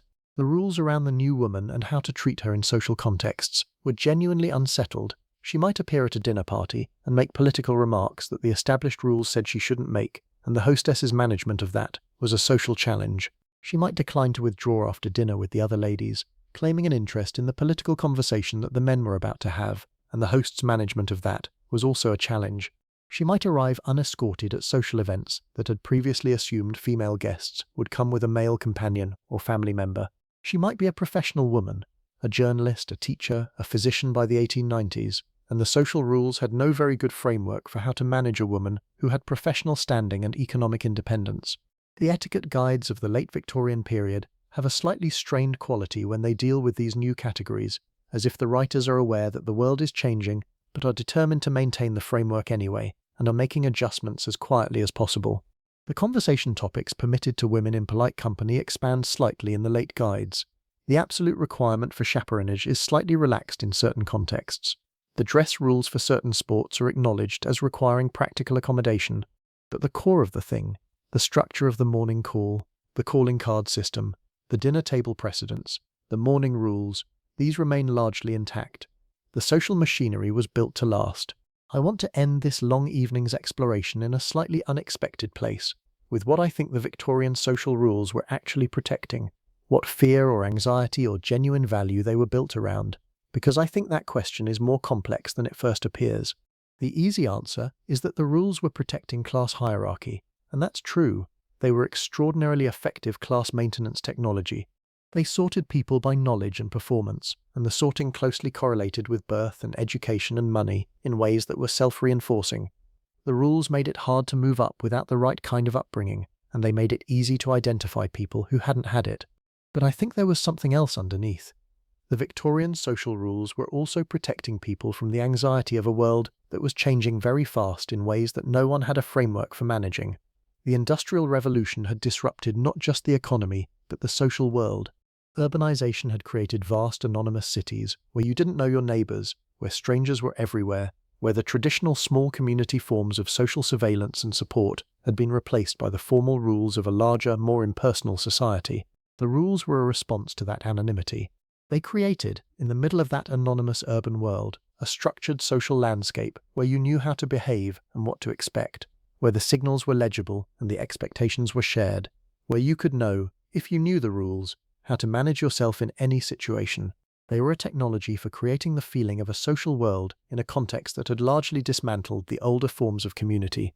And there was something genuinely protective in them for women specifically, though the protection was also confinement. The mourning rules gave grief a visible form and required the social world to respect it. The courtship rules gave women a degree of protection from unwanted advances, a framework within which to decline without being rude. The calling card system gave women control over their social relationships in a way that their legal and economic position in the period often did not. None of this means the rules were good or fair or that their costs were worth their benefits. The costs were enormous. The costs fell disproportionately on women. The costs fell on anyone who was outside the category the rules were built for. The costs fell on people for whom the performance was required, but whose resources made it impossible. But the rules were not arbitrary cruelty. They were a human attempt to manage a genuinely anxious social situation, and they contained, alongside all their absurdity and their oppression, real intelligence about how people relate to each other and what social rituals do for communities. Which is why, I think, we haven't entirely let them go. The thank you note, the rules about mobile phones in certain spaces, the etiquette around interrupting, the management of who speaks when in a meeting. These are the descendants of the Victorian social code. Stripped down, modernized, democratized in certain ways, but recognizably the same project, an attempt to create a legible social world where people know how to behave and what to expect. The Victorians just had more of them, and they had them about more things, and they applied them more severely, and the consequences of failure were written more permanently into a person's social record than we tend to allow now. But standing outside that world and looking at it tonight, in the particular intimate quiet of this late hour, I find I understand why those rules existed more than I expected to.